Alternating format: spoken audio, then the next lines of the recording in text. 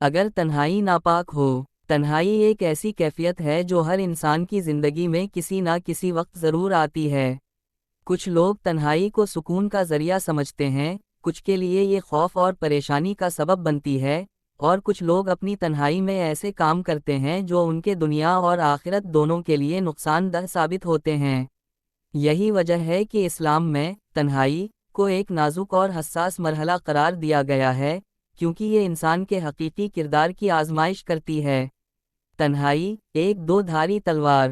تنہائی ایک ایسا وقت ہوتا ہے جب انسان اپنے ضمیر کی سن سکتا ہے، اپنے رب سے تعلق مضبوط کر سکتا ہے، اپنی زندگی کے اہم فیصلے لے سکتا ہے اور روحانی ترقی کی منازل طے کر سکتا ہے۔ لیکن اگر یہی تنہائی ناپاک ہو جائے تو یہ انسان کو اندھیروں میں دھکیل دیتی ہے، اس کی روح کو گناہوں سے آلودہ کر دیتی ہے، اور وہ اللہ کی رحمت سے دور ہوتا چلا جاتا ہے۔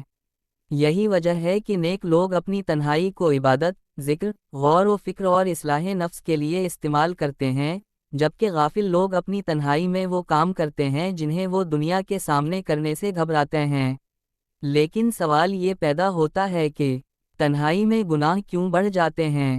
خود کو اکیلا سمجھنا۔ جب کوئی شخص تنہا ہوتا ہے تو وہ یہ سمجھنے لگتا ہے کہ اب کوئی اسے نہیں دیکھ رہا، اور وہ ہر وہ کام کر سکتا ہے جو اس کے نفس کو خوش کرے۔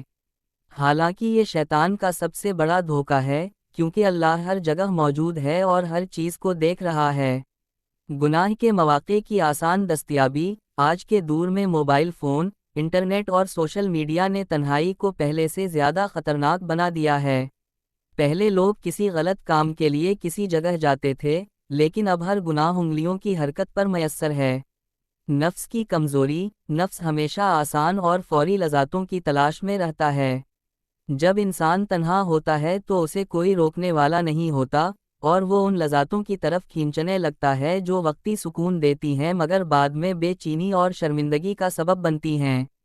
شیطان کا وار۔ شیطان ہمیشہ انسان کو بہکانے کی کوشش کرتا ہے، لیکن وہ سب سے زیادہ حملہ اس وقت کرتا ہے جب انسان تنہا ہوتا ہے۔ وہ اسے بہکاتا ہے، وسوسے ڈالتا ہے اور گناہ کو معمولی بنا کر پیش کرتا ہے۔ تنہائی کو ناپاک ہونے سے کیسے بچائیں؟ اگر ہم چاہتے ہیں کہ ہماری تنہائی ہماری دنیا اور آخرت کے لیے فائدہ مند ہو تو ہمیں کچھ بنیادی اصول اپنانے ہوں گے۔ 1. اللہ کی یاد کو تنہائی میں شامل کریں۔ جو شخص اپنی تنہائی میں اللہ کو یاد کرتا ہے، وہ کبھی بھی گناہ کے قریب نہیں جاتا۔ حدیث مبارکہ میں آتا ہے، 7 آدمیوں کو اللہ تعالیٰ قیامت کے دن اپنے عرش کے سایہ میں جگہ دے گا، جس دن کوئی سایہ نہ ہوگا۔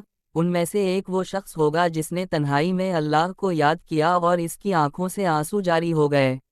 یہ حدیث ہمیں بتاتی ہے کہ اگر ہم اپنی تنہائی میں اللہ کو یاد کریں گے تو اللہ ہمیں ایسی عزت دے گا جو دنیا میں کسی کو نصیب نہیں ہوتی۔ 2. خود کو مصروف رکھیں۔ ایک مشہور قول ہے، خالی دماغ شیطان کا گھر ہوتا ہے۔ اگر آپ فارغ بیٹھے رہیں گے تو شیطان آپ کو گناہوں میں مبتلا کرنے کے لیے مختلف ہیلے بہانے تراشے گا۔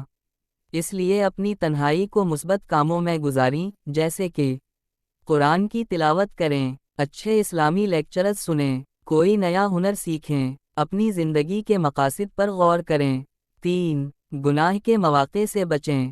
اگر آپ جانتے ہیں کہ آپ کے پاس ایسا موبائل، لیپ ٹاپ یا کوئی اور ذریعہ موجود ہے جو آپ کو غلط کاموں کی طرف لے جا سکتا ہے، تو اس سے بچنے کی تدبیر کریں۔ کچھ مفید اقدامات یہ ہو سکتے ہیں: اپنے موبائل میں غیر ضروری ایپس ڈیلیٹ کر دیں۔ اپنے انٹرنیٹ کے استعمال کو محدود کریں۔ نیک لوگوں کی صحبت اختیار کریں تاکہ وہ آپ کو اچھائی کی طرف بلائیں۔ 4. نماز اور دعا کی پابندی کریں۔ نماز ایک ایسا ہتھیار ہے جو ہمیں گناہوں سے بچاتی ہے۔ اگر آپ چاہتے ہیں کہ آپ کی تنہائی پاکیزہ ہو تو 5 وقت کی نماز کو اپنی زندگی کا لازمی حصہ بنائیں۔ اللہ تعالیٰ قرآن میں فرماتے ہیں، بے شک نماز بے حیائی اور برے کاموں سے روکتی ہے۔ 5. اپنے ایمان کو مضبوط کریں۔ اگر ہمارا ایمان مضبوط ہوگا تو ہمیں کسی کی نگرانی کی ضرورت نہیں ہوگی۔ ہم خود اپنے اعمال کے محافظ بن جائیں گے۔ ایمان کو مضبوط کرنے کے کچھ طریقے یہ ہیں: اللہ کی مخلوقات پر غور کریں اور اس کی عظمت کو سمجھنے کی کوشش کریں۔ رسول اللہ صلی اللہ علیہ وسلم کی سیرت کا مطالعہ کریں۔ آخرت کی حقیقت کو ذہن میں رکھیں کہ ہمیں ہر عمل کا حساب دینا ہوگا۔